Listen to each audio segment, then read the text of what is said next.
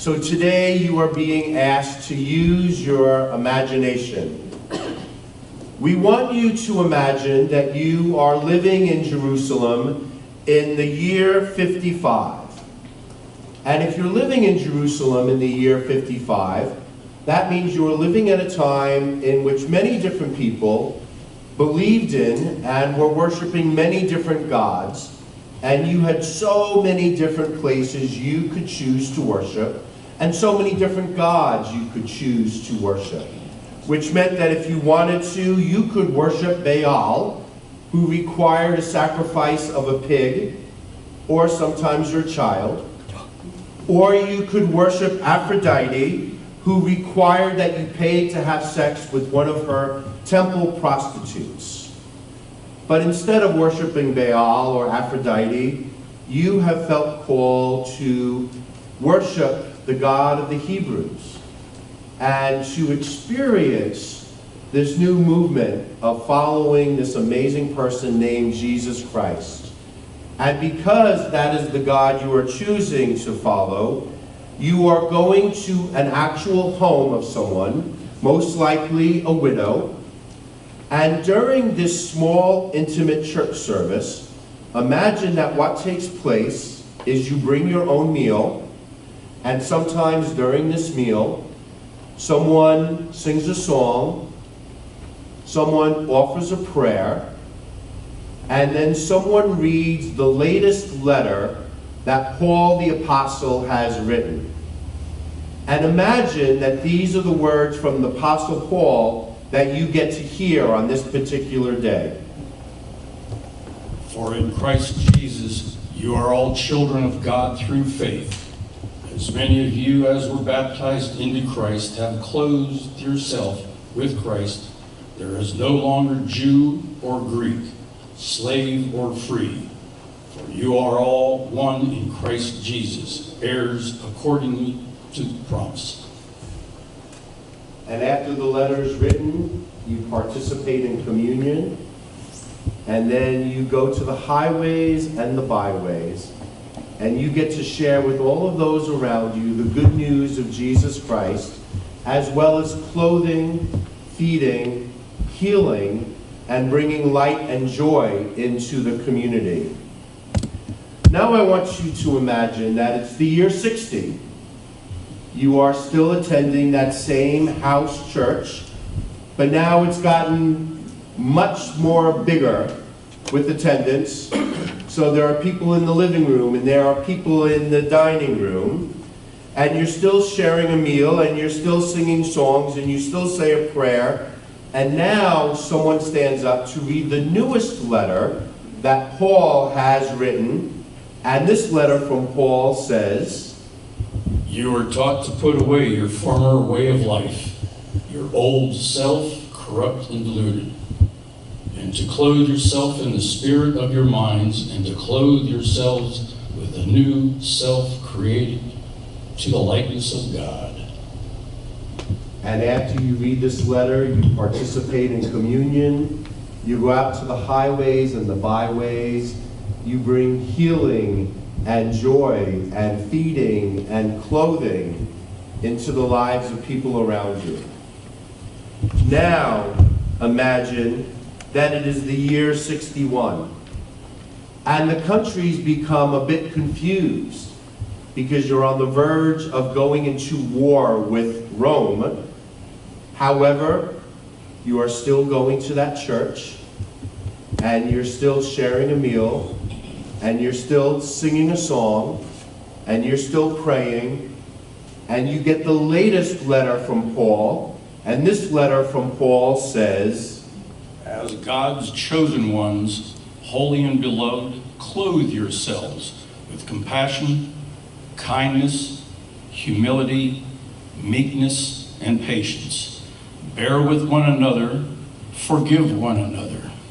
For all else, clothe yourselves with love, and let the peace of Christ rule in your hearts. Afterwards, you celebrate communion, and then you go into the highways and the byways in which you clothe and feed and heal and share joy.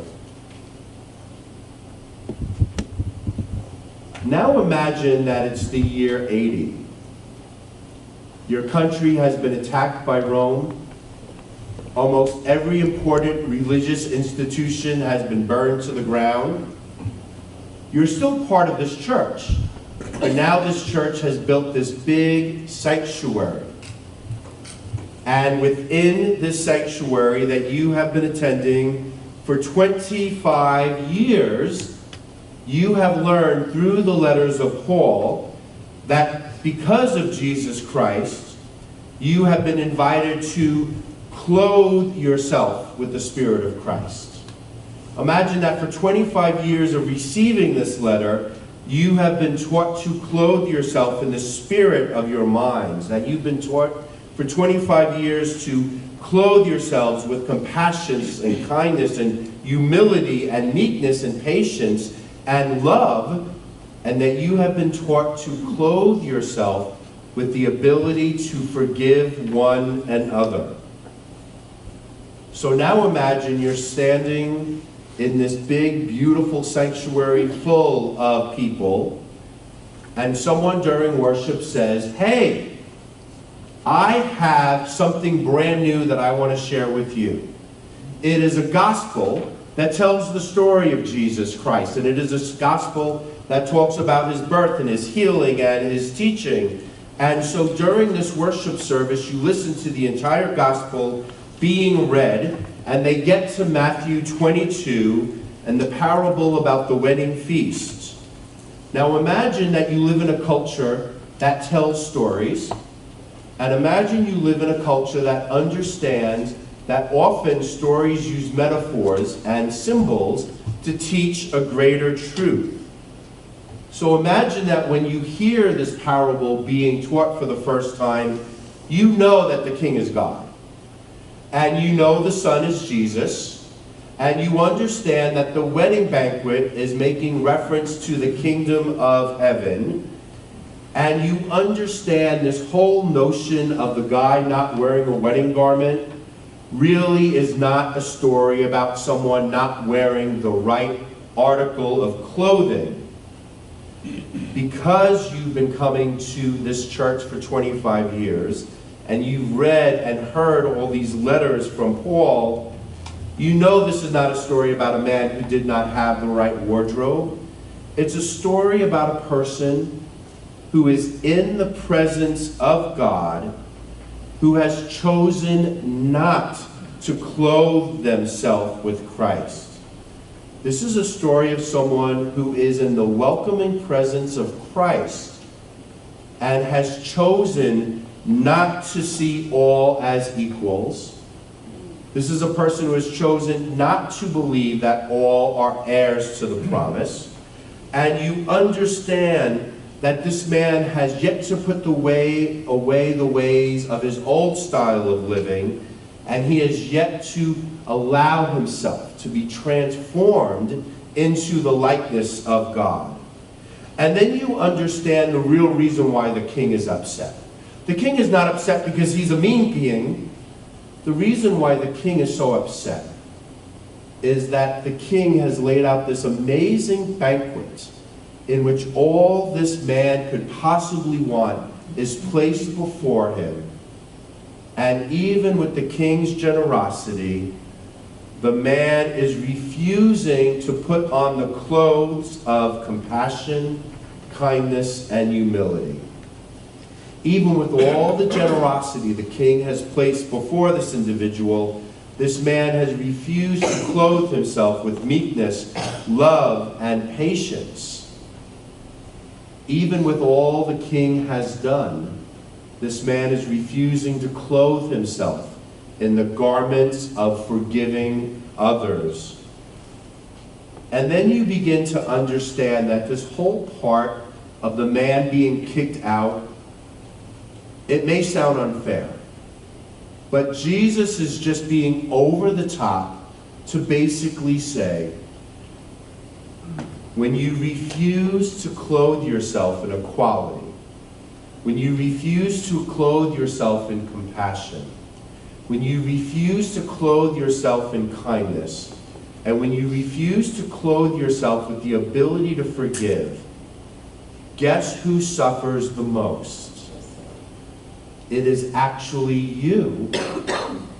And it is actually you who experience separation from others when you refuse to clothe yourself in equality, kindness, humility, meekness, and forgiveness. Now, I want you to do one last bit of imagination. Imagine that it is March 12th, 2023, and imagine that you are in Sebring, Florida, and imagine that you are in this beautiful, colorful, amazing sanctuary, and imagine that you are currently surrounded with sisters and brothers from New York and Canada and Ohio and Pennsylvania and Florida and Wisconsin and the Philippines and Cuba and Haiti. And imagine that you have had the opportunity to sing songs and to say a prayer and to hear the letters of Paul being read out loud. And imagine that soon you're going to be able to enjoy the most amazing banquet laid out before you. Imagine what are the spiritual clothes you are wearing today. Imagine that at this moment, you are clothed in the Spirit of Jesus Christ. Imagine that the clothes you're wearing right now are the clothes of someone who is an heir to the promise of heaven. Imagine that the clothes you're wearing right now are actually the clothes of wisdom, and they're the clothes of someone who's been transformed into the likeness of God. Imagine that the clothes you are actually wearing, it's not cotton or polyester or Nordica, but the clothes that you're actually wearing today are the clothes of compassion and kindness and humility and meekness and love and patience and the willingness to forgive others and the willingness to receive forgiveness. And now imagine that you are clothed to go out into the highways and byways, to feed, heal, care, and to be a light to others who feel like they are in darkness. You are all magnificently beautiful, and you are all clothed literally with the garments of heaven. What you choose to do from this moment on is your choice. But know the more you wear those garments, the more you will feel welcomed and belonging and part of something that is bigger than you could ever imagine. And I am so proud of each and every person here who is allowing Emmanuel UCC to wear those clothes during a time in which so many people seem to have forgotten what this amazing parable was about. And for that, I'd like to say, Amen.